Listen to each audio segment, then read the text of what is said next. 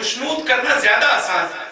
لہٰذا جبکہ آپ یہ فرماتے ہیں کہ اصل غلط فہمی یہ ہے کہ جس چیز سے خدا راضی ہوتا ہے اسی سے حسین راضی ہوتا ہے، جس چیز سے خدا ناراض ہوتا ہے اسی چیز سے حسین ناراض ہوتے ہیں۔ ان دونوں مکتبوں میں کوئی فرق نہیں ہے، جو خدا کا مکتب ہے وہی حسین کا مکتب ہے، جو حسین کا مکتب ہے وہی خدا کا مکتب ہے۔ سبات پڑھ دیجئے کرتا ہوں۔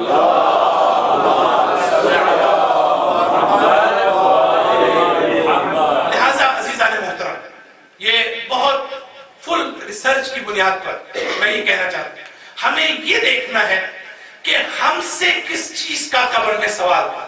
یہ بڑا امپورٹنٹ سوال ہے، واقعاً ہمیں اپنے آپ کو ایڈریس کرنے کی ضرورت ہے کہ ہم سے قبر میں کس چیز کا سوال ہوگا۔ کیا ہم سے اس بات کا سوال ہوگا کہ اس زمانے میں کس کا حق چھینا گیا؟ جو امیر المومنین کے زمانے کے لوگ تھے ان سے یہ سوال کیا جائے گا کہ تم نے علی کو اس کا حق دیا یا نہیں دیا۔ ماشاءاللہ ہم سے یہ سوال نہیں کیا جائے گا کہ علی کو حق ملا یا نہیں ملا۔ اس زمانے کے، بہت توجہ کیجیے، اس زمانے کے لوگوں سے یہ سوال کیا جائے گا کہ تم نے اپنے وقت کے امام کی معرفت حاصل کی یا نہیں کی۔ تمہارے اور تمہارے امام کے درمیان تمہارے ریلیشن اور تمہارے رابطے کی نوعیت کیا تھی؟ اور ہم سے یہ سوال کیا جائے گا کہ آج 1400 سال کے بعد ہمارے اور علی کے درمیان جو رابطہ ہے اس رابطے کی نوعیت کیا ہے؟ یہ رابطہ کس قسم کا ہونا چاہیے؟ ظاہر ہے کہ ہمیں جب تک ہم ان کی تعلیمات پر عمل نہیں کریں گے اس وقت تک ہم کیسے اس سوال کا جواب دے سکیں گے؟ تو یہ وہ پرابلم ہے کہ جس میں ہماری کمیونٹیز اس وقت جو ہے شدید طریقے سے ان کو اس پرابلم کو ایڈریس کرنے کی ضرورت ہے کہ ہم یہ دیکھیں کہ ہماری تربیت میں کہاں پر مشکلات ہیں اور ہمیں اپنی سوچ کو کہاں تبدیل کرنا ہے۔ جب امام رضا علیہ السلام سے کسی نے پوچھا،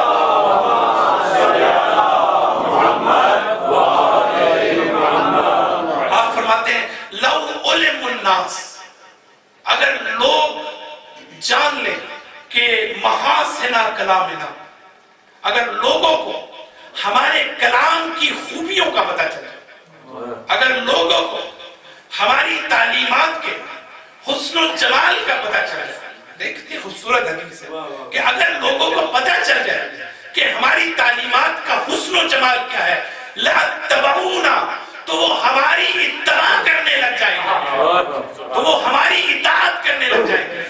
اگر آج دنیا میں اہل بیت کی اطاعت نہیں ہوتی، اگر ان کی اتباع نہیں ہوتی، اگر ان کی پیروی نہیں ہوتی، اگر ان کے ماننے والے کم ہیں، تو اس کی وجہ یہ ہے کہ آیا ہم نے ان کے حقیقی چہرے کو روشناس کروایا ہے یا نہیں کروایا؟ ماشاءاللہ ان کے علم اور ان کی تعلیمات کو ہم نے دنیا تک پہنچانے میں کون سا کردار ادا کیا ہے؟ اور میں آپ کی خدمت میں عرض کروں کہ کتنے ہی ایسے اصول ہیں کہ جو آج کی ماڈرن سائیکالوجی، جن کو کاؤنسلنگ کے شعبے میں، سائیکالوجی کے شعبے میں، سائیکیٹرک شعبے میں وہاں پر ڈرائیو کیا گیا ہے، اور ان کی بیس اور ان کی روٹس ہماری احادیث اور روایات میں موجود ہیں، لیکن ان کو دنیا تک پہنچانے کے لیے ہمیں بہت زیادہ کام کرنے کی ضرورت ہے۔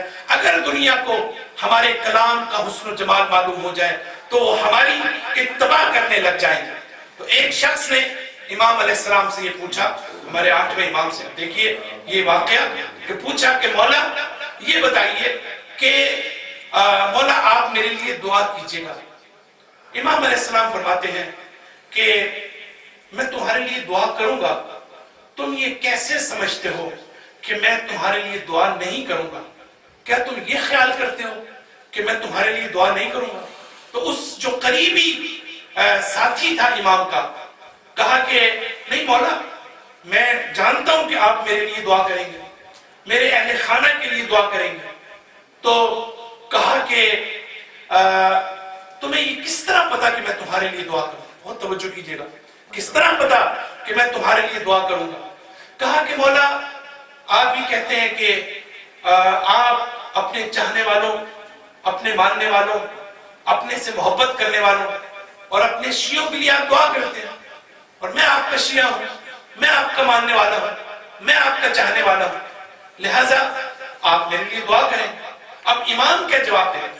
امام یہ فرماتے ہیں کہ کیا کوئی اور ریزن ہے کہ جس کی وجہ سے میں تمہارے لیے دعا کروں؟ دیکھیں, ایک تو یہ وجہ ہوگی جو تم بتا رہے ہو کہ مولا چونکہ میں آپ کا ماننے والا ہوں, آپ ہمیشہ اپنے ماننے والوں کے لیے دعا کریں.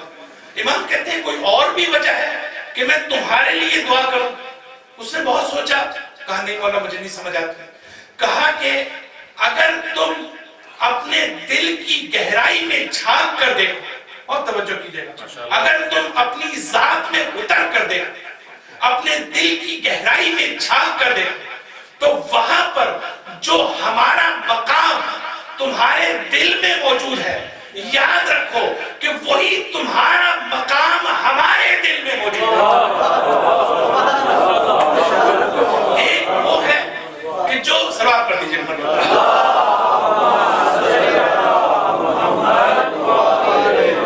ایک وہ ہے کہ جو ہم اپنے آپ کو, ہو سکتا ہے ہم غلط فہمی کا شکار, ہم دھوکہ دے رہے ہیں. امام کہتے ہیں کہ نہیں, دل کی گہرائیوں سے تم دیکھو کہ میرا مقام کیا ہے. اپنے آپ کو ڈسیو مت کرو, اپنے آپ کو دھوکہ مت دو, حقیقتاً میرا مقام کیا ہے. یاد رکھو اتنا ہی میں بھی تمہیں چاہتا ہوں جتنا تم مجھے چاہتا ہے. لہٰذا اس چیز کے اوپر جس وقت کسی نے آ کر رسول خدا صلی اللہ علیہ وسلم سے کہا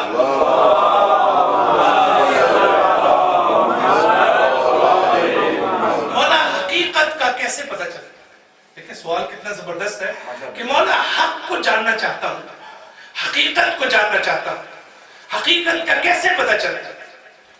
تو بجائے اس کے کہ پیغمبر جواب دیتے, انہوں نے 3 ہاتھ کی 3 انگلیاں اس کے قلب پر, دل پر رکھی, سینے پر رکھی, اور کہا کہ یاد رکھو اگر تم سچی نیت سے اپنے دل سے کسی بھی چیز کے بارے میں پوچھو تو وہ تمہیں کبھی دھوکہ نہیں دے, وہ تمہیں کبھی دھوکہ نہیں دے. ہماری پرابلم یہ ہے کہ ہم واقعاً تنہائی میں اپنے آپ کو ایویلویٹ نہیں کرتے کہ ہم کتنا رضائے الہی کے لیے کام کرتے, ہم کتنا ہمارے کاموں میں خلوص ہے, کتنی ہماری عبادات ہیں جو ہمارے ساتھ باقی رہ سکیں گی, کتنی عبادات ہیں جو اس دنیا میں رہ جائیں گی جو ہمارے کام نہیں آئیں گے, صرف اس لیے کہ بعض کام ہم کرتے ہیں تاکہ ہم اقتدار حاصل کر سکیں, تاکہ ہم طاقت حاصل کر سکیں, تاکہ ہم اپنے پرسنل انٹریسٹ تک پہنچ سکیں.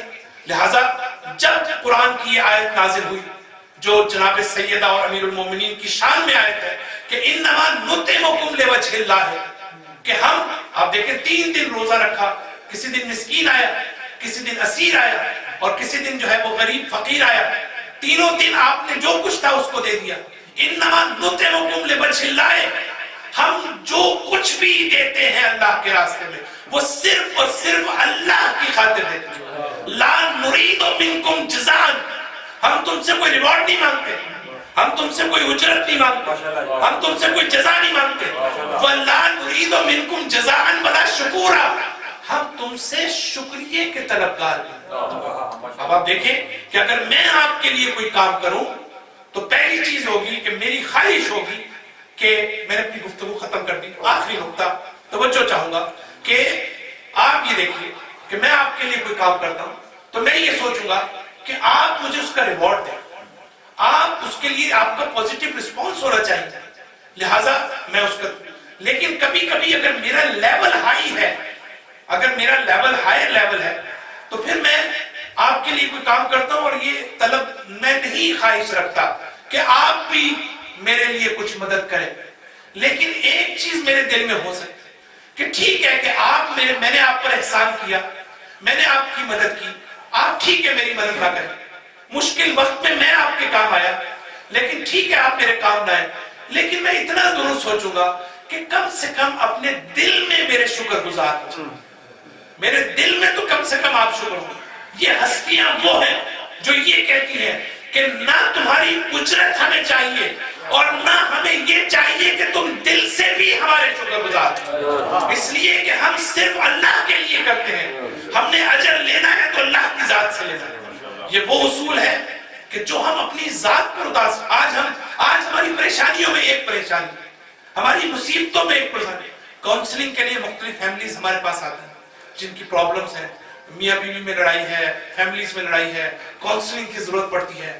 اس میں ایک پرابلم ہماری کمیونٹیز میں ہمارے اختلاف ہے. ایک پرابلم ہماری یہ ہے کہ ہم ہمیشہ اس بات کی طرف توجہ رکھتے ہیں کہ دوسرے ہمیں اپریشیٹ کریں. اگر ہم دوسروں کی اپریسیشن تو ہم نفسیاتی مریض ہو جاتے ہیں، اس لیے کہ دوسرے ہماری توقعات پر پورا نہیں اترتے. اگر میں نے کوئی اچھا کام کیا تو میں ہمیشہ یہ سوچتا رہوں کہ آپ نے مجھے اپریشیٹ کیوں نہیں کیا. آپ کی یہ ذمہ داری ہے کہ اپریشیٹ کریں، ٹھیک ہے، لیکن میری ذمہ داری یہ ہے کہ میں اس چیز کے توجہ نہ کروں تاکہ میں سائیکلوجیکلی، جو سائیکلوجیکل ویل بینگ ہے، میں اپنے آپ کو مطمئن رکھ سکوں. تو یہ وہ آیت ہے کہ جس کی معمولی سی تفسیر میں نے آپ کی خدمت میں کی. عزیزان محترم، گفتگو کو میں نے ختم کیا.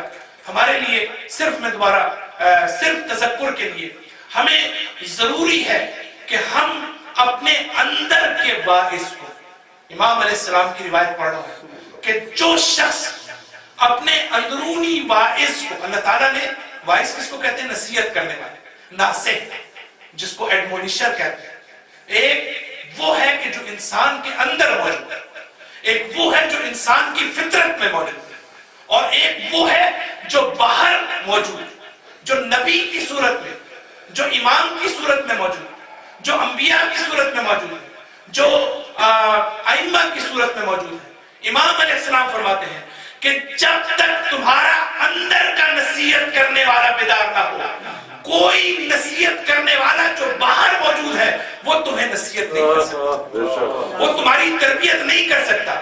جب تک تم خود سے سیکھنے کے لیے تیار نہ ہو، جب تک تم خود سے اپنے آپ کی اصلاح کرنے کے لیے تیار نہ ہو، دنیا کی کوئی طاقت. آپ دیکھیں قرآن کی آیت، سورہ بقرہ کی ابتدائی آیت، مجھے نہیں معلوم کہ آپ نے کتنا اس کے اوپر غور کیا ہوگا کہ ھدی للمتقین، ذالک الکتاب ھدی للمتقین. یہ کتاب وہ ہے کہ جو متقین کی ہدایت کرتی ہے. تو آپ یہ پوچھیں گے کہ یہ کتاب تو خود متقی بناتی ہے، کتاب کہہ رہی ہے کہ متقین کی ہدایت کرتی ہے، اس کا کیا مطلب؟ اس کا مطلب یہ ہے کہ قرآن یہ کہہ رہا ہے کہ پہلے تم متقی بنو، پھر میں تمہاری ہدایت کروں گا. یہ مت سمجھو کہ تم اپنے آپ کو اندر سے تو کرپٹ ہو اور پھر مجھے قرآن کے ذریعے سے اپنی اصلاح کرنا چاہتے ہو. تمہیں تقوی کا وہ لیول خود حاصل کرنا پڑے گا کہ جس کے بعد میں تمہاری ہدایت کروں گا. اور یہی وجہ ہے کہ قرآن جہاں کہتا ہے کہ میں تمہارے لیے باعث بھی ہوں، میں تمہارے دلوں کا شفا بھی ہوں، میں تمہارے لیے جو ہے ہدایت بھی ہوں، اور میں تمہارے لیے رحمت بھی ہوں. میں قرآن کی آیت کا ترجمہ کر رہا ہوں کہ میں تمہارے لیے باعث بھی ہوں، میں تمہارے لیے شفا بھی ہوں، میں تمہارے لیے رحمت بھی ہوں، اور میں تمہارے لیے ہدایت بھی ہوں. اور ظالمین کے بارے میں قرآن یہ کہتا ہے کہ جو ظالمین ہیں اگر وہ مجھے پڑھیں گے تو سوائے ان کے ظلم میں اضافہ ہونے کے کچھ نہیں ہوگا. اس کا مطلب یہ ہوا کہ جب تک ہم اپنے آپ کو ٹھیک کرنے کے لیے تیار نہ ہوں، جب تک کوئی دنیا کی طاقت جو ہے وہ ہماری اصلاح نہیں کر سکتی. لہٰذا یہ وہ چیز ہے کہ جس کے لیے ہمیں واقعاً ورک کرنے کی ضرورت ہے، اور ہم سیریس پرابلم کا شکار. جب تک ہم اپنے نفس میں جھانک کر دیکھ کر کہ ہم اپنے آپ کو قصوروار ٹھہرائیں بجائے اس کے کہ دوسروں کو قصوروار ٹھہرائیں. ایک اخلاقی اصول یہ ہے، اور یہ ائمہ کی روایات میں سے ہے جو میں نقل کر رہا ہوں، کہ ہم پہلے اپنے آپ کو قصوروار ٹھہرانا چاہیے. ہمیشہ دوسروں کو غلط قرار نہ دیں، پہلے اپنی آپ کو ایویلویٹ کریں کہ کہیں ہم تو غلط نہیں ہیں. اگر ہم غلط ہیں تو پھر ہم اس کو کیسے اپنی اصلاح کر سکتے ہیں؟ تو عزیزان محترم، تو ابتدائی تقویٰ ہونا ضروری ہے. اور یہی وجہ ہے کہ کربلا کے میدان میں امام حسین علیہ السلام کی زبان مبارک سے جو آخری کلمات ادا ہوئے، آپ یہ فرماتے ہیں کہ ان لم تکن لکم دینکم ولا تخافون الآخرہ. اے آل ابی سفیان، اگر تمہارا دین نہیں ہے، اگر تمہارے اندر آخرت کا خوف نہیں ہے، فَكُونُوا أَحْرَارًا فِي الدُّنْيَا، تو تم دنیا میں کم سے کم آزاد مرد بنو. گویا کربلا کے میدان میں امام حسین ہمیں یہ پیغام ہمیں بھی دے رہے ہیں کہ دیکھو زندگی کے آخری لحظے تک، لمحے تک میں نے علم اور معرفت کی بات کی، میں نے تمہاری نصیحت اور تمہاری اصلاح کی کوشش کی کہ اے لوگوں تمہاری کم سے کم تمہارے میں انسانیت ہونی چاہیے. تمہارے پاس دین نہیں ہے تو کوئی بات نہیں، تمہیں قیامت کا خوف نہیں ہے تو کوئی بات نہیں، لیکن اگر تم میں انسانیت ہوتی تو تم کبھی ایسی پست حرکت نہ کرتے. یہ کربلا کے میدان میں امام حسین کا پیغام ہے. گویا اندر کی فطرت جو ہے وہ ضروری ہے. عزیزان محترم، ہم تاریخ میں یہ دیکھتے ہیں کہ ہمیں یہ نظر آتا ہے کہ دیکھنے والوں نے دیکھا کہ پیغمبر کائنات کی اس عظیم ہستی نے اپنی اس بیٹی کو اپنے پاس بلایا.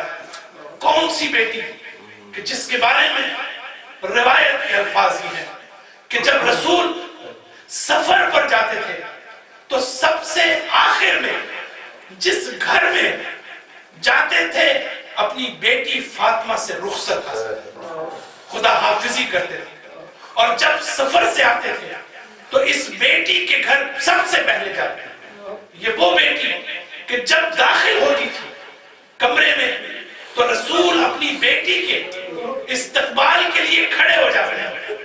جب فاطمہ کے بارے میں روایت نازل ہوتی ہے کہ جب رسول فاطمہ کے پاس آتے تھے تو فاطمہ کھڑی ہو جاتی تھی اور اپنی جگہ پر اپنے بابا کو بٹھاتی تھی. لیکن تاریخ کا عجیب عالم ہے کہ جب فاطمہ رسول کے پاس آتی تھی تو اب روایت کے الفاظ مختلف ہیں. روایت یہ کہتی ہے کہ رسول پہلے اپنی بیٹی کے احترام میں کھڑے ہوتے تھے اور پھر 2 قدم آگے بڑھتے تھے. وَقَامَ إِلَيْهَا، اپنی بیٹی کے قریب آتے تھے. وَتَقَبَّلَهَا، اور اس کے ہاتھ چومتے تھے. فَأَجْلَسَهَا فِي جَلَسِهَا، اور اپنی جگہ پر اپنی بیٹی کو بٹھاتے تھے. یہ وہ بیٹی ہے رسول نے اپنے پاس بلایا. فاطمہ کی آنکھوں میں آنسو آ گئے، لیکن کچھ ہی دیر بعد رسول نے پھر بلایا اپنی بیٹی کو. اب دیکھنے والوں نے دیکھا کہ فاطمہ کے لبوں پر مسکراہٹ ہے. ایک وقت ایسا آیا جب پوچھنے والوں نے فاطمہ سے پوچھا کہ آپ ایک ہی وقت میں روتی ہوئی نظر آتی اور آپ کے لبوں پر مسکراہٹ ہے. جناب سیدہ فرماتی ہے کہ میرے بابا نے مجھے جب کہا، خبر دی کہ بیٹی میں اس دنیا سے اب جانے والا ہوں، میری رخصت کا وقت آ گیا. عزیزانو، مجھے اجازت دیجیے یہ کہنے کی کہ ہم ہمیشہ محبت کی بات کرتے ہیں. محبت کس سے کرتے ہیں؟ محبت اس سے کرتے ہیں جس میں انسان دیکھتا ہے کہ اس میں کمال پایا جاتا ہے، جس میں پرفیکشن پائی جاتی ہے. لیکن کب محبت کرتے ہیں؟ جب ہمیں اس کی معرفت بھی حاصل. خدا کا رسول جو کمالات الہی کا مجموعہ تھا، مجسم تصویر تھا، وہ کمال بھی تھا، اور فاطمہ سے زیادہ اس کمال کی معرفت کون حاصل کر سکتا؟ لہذا فاطمہ کی محبت کا عالم بھی جس کا ہم تصور نہیں کر سکتے. جناب سیدہ کہتے ہیں کہ میری آنکھوں میں آنسو آ گئے، لیکن جب میرے بابا نے دوبارہ اپنے پاس بلایا تو میرے بابا نے مجھے کہا کہ بیٹی تم وہ ہو کہ جو سب سے پہلے مجھ سے ملاقات کر رہے ہیں. یہ سن کر میرے لبوں پر مسکراہٹ آ گئی. وہ کون سے حالات تھے کہ جناب سیدہ اس دنیا سے جانے کی دعا کر رہی ہیں. عزیزانو، جب جناب رسول خدا اس دنیا سے چلے گئے تو جناب سیدہ اپنے بابا کی قبر پر جاتی تھی. تاریخ بتاتی تھی کہ قبر کی مٹی کو اٹھاتی تھی، اس کی خوشبو کو سونگھتی تھی. یہ وہ خوشبو تھی کہ جس سے فاطمہ مانوس تھی، اور فاطمہ کی خوشبو کا یہ عالم تھا کہ رسول یہ کہتے تھے کہ اے سلیمان، مجھے اپنی بیٹی میں سے جنت کی خوشبو آتی ہے، اور جب میں جنت کی خوشبو سے محسوس ہونا چاہتا تھا تو اپنی بیٹی سے ملاقات کرتا تھا. عزیزانو، جناب سیدہ اپنے بابا کی قبر میں اتنا گریہ کرتی ہے کہ صبت علیہ مسائل کہ اگر یہ دنوں پر پڑھتے تو سیاہ راتوں میں تبدیل ہو جاتے. امام علی نے وہ حجرہ بنایا کہ جس کو بیت الاحزان کہا گیا کہ جناب سیدہ شب و روز گریہ کرتی. کہنے والوں نے کہا کہ یا علی ہم سے فاطمہ کا رونا نہیں دیکھا جاتا, آپ کہیے کہ یہ دن کو رو لیا کریں یا رات کو رو لیا کریں. لیکن وجہ یہ تھی کہ ان کو بھی اس حدیث کا پتہ تھا کہ ان اللہ یحسب لغضب الفاطمہ, خدا اس سے غضبناک ہوتا ہے کہ جس سے فاطمہ غضبناک ہوتی ہے. لہذا فاطمہ کا گریہ اور فاطمہ کا آنسو یہ بتاتے ہیں کہ فاطمہ اگر کسی سے ناراحت ہے, ناراض ہے, تو گویا خدا بھی اس سے ناراض ہے. عزیزانو, جناب سیدہ کے الفاظ سنیے. جناب سیدہ اپنے بابا کی قبر پر کہتی ہیں کہ بابا رفعت قوتی, بابا اب میری قوت جواب دے چکی ہے. بہت توجہ چاہوں گا مسائل میں بھی آپ. بابا میری قوت جواب دے چکی ہے. بابا دشمنوں نے میرے خلاف زہر اگلنا شروع کر دیا ہے. اللہم اجل وفاتی سریعاً, پروردگارہ مجھے جتنی جلد ہو سکے مجھے اس دنیا سے اٹھا لے, مجھے اپنے پاس بلا لے. عزیزانو, فاطمہ کا یہ کہنا رفعت قوتی, بابا میری قوت جواب دے چکی ہے. عزیزانو, مولا کائنات ایک مقام پر یہ کہتے ہیں کہ خدا کی قسم میری فاطمہ میں اتنی قوت و طاقت موجود تھی کہ حاکمان وقت کی یہ جرأت نہ تھی کہ میری فاطمہ کو گوشہ نشین بنا سکے. پوری امت میں یہ جرأت نہ تھی کہ میری فاطمہ کو تنہا کر سکے. لیکن میں کیا کروں کہ حکام وقت نے, پوری امت نے مل کر میری فاطمہ کو تنہا کرنے کی کوشش کی. عزیزانو, وہ وقت آیا جب جناب سیدہ کا آخری وقت ہے. تاریخ یہ بتاتی ہے کہ جناب فاطمہ مولا کائنات کو کچھ وصیتیں کرتی ہیں. آپ کی آنکھوں میں آنسو ہیں. مولا کائنات نے کہا اے فاطمہ روتی کیوں ہو, موت برحق ہے. شاید اشارہ کیا بچوں کی وجہ سے. ایک مرتبہ فاطمہ نے کہا کہ یا علی میری آنکھوں میں آنسو نہ تو موت کی وجہ سے, مجھے پتا ہے کہ ان بچوں کے پاس علی جیسا باپ ہے, لیکن یا علی میں اس ظلم کو یاد کر کے رو رہی ہوں جو میرے بعد آپ پر کیا جائے گا. عزیزانو, تاریخ یہ بتاتی ہے کہ جناب سیدہ کبھی, اب آپ جملے سنیے, مجھے یقین ہے کہ آپ نے شاید تاریخ میں, اور شاید مجھے معلوم نہیں کہ کسی نے آپ کو یہ بیان کیا ہو, ایک مرتبہ جناب فاطمہ علی ابن ابی طالب کو خطاب کر کے یہ کہتی ہے کہ یا علی وہ روایتیں جو میں نے سن رکھی تھی, میرے بابا یہ کہتے تھے اے فاطمہ اس بچے کو کربلا کے میدان میں ایک وقت آئے گا جو بے دردی سے قتل کر دیا جائے گا. یا علی میرے تصور سے باہر تھا, ارے میرے بچے کو کیسے قتل کوئی کر سکتا ہے. لیکن عزیزانو, فاطمہ کہتی ہے یا علی اب مجھے وہ آثار سامنے آنا شروع ہو گئے ہیں جن کو دیکھ کر میں یہ کہتی ہوں کہ اب میرے بچے کو قتل کر دیا جائے گا. عزیزانو, کبھی اپنے بیٹے حسین کو گردن کو چومتی تھی, کبھی حسن کو بلاتی تھی, ان کے لبوں کو چومتی تھی, کبھی زینب و ام کلثوم کے آنے والے مسائب کو یاد کر کے روتی تھی. ایک مرتبہ علی کو خطاب کیا, یا علی میں آپ سے آج ایک چیز کا تقاضا کرتی ہوں. یا علی میں نے آپ کے ساتھ ایک طویل زندگی گزاری. یا علی خدا گواہ ہے, جس خدا کے ہاتھ میں یہ ہماری روح جس کے قبضے قدرت میں ہے, یا علی میں نے ساری زندگی آپ سے کسی چیز کا تقاضا نہیں کیا. یا علی میں نے آپ سے کوئی چیز نہیں مانگی, میں نے کنیز کی طرح آپ کے گھر میں زندگی گزاری. یا علی آج فاطمہ آپ سے ایک چیز کی التجا کرتی ہے, آپ سے تقاضا کرتی ہے کہ یا علی مجھے رات کی تاریکی میں دفن کیجیے گا. یا علی مجھے رات کی تاریکی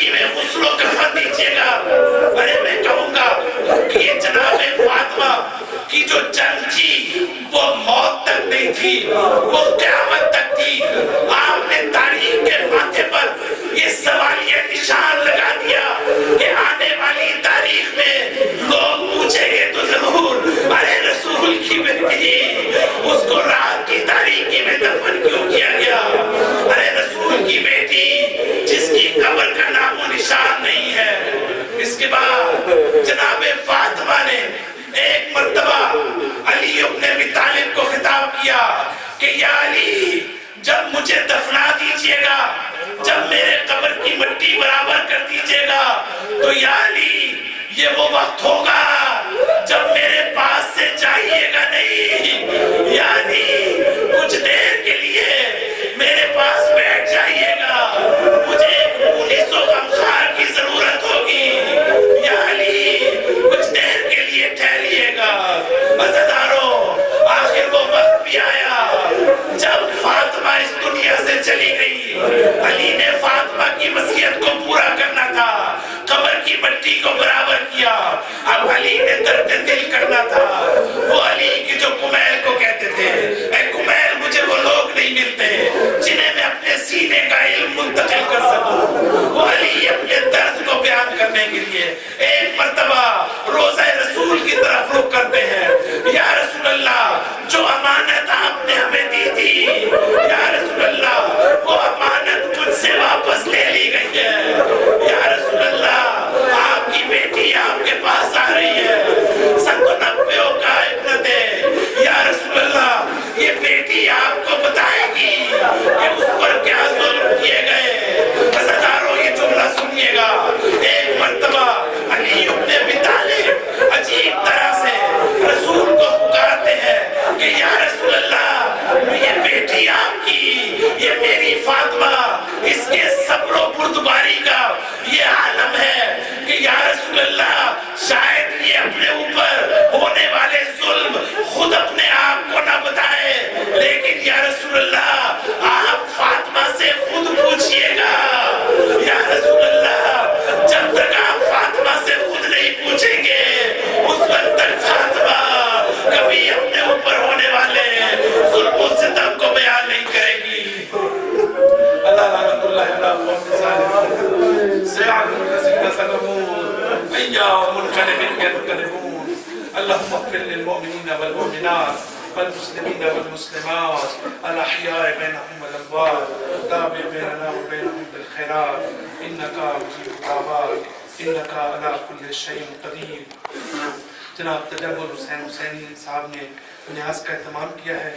ان کی زوجہ محترمہ کی صحت یابی اور گھر میں خیر و برکت کے لیے آپ سب سے دعا اور دیگر مومنین کی شفا یابی کے لیے ان کے لیے بھی خاص طور پر دعا. سیدہ قرۃ العین برکت بی بی، سید حسنین، ملک امجد علی، راجہ امتیاز حسین اور سخاوت حسین، اور اسی کے ساتھ ساتھ تمام وہ مومنین جو اس دنیا سے جا چکے ہیں، حاضرین مجلس کے جو مرحومین ہیں، ان کے لیے ایک مرتبہ سورہ فاتحہ. بسم اللہ الرحمن الرحیم. الحمدللہ رب العالمین الرحمن الرحیم.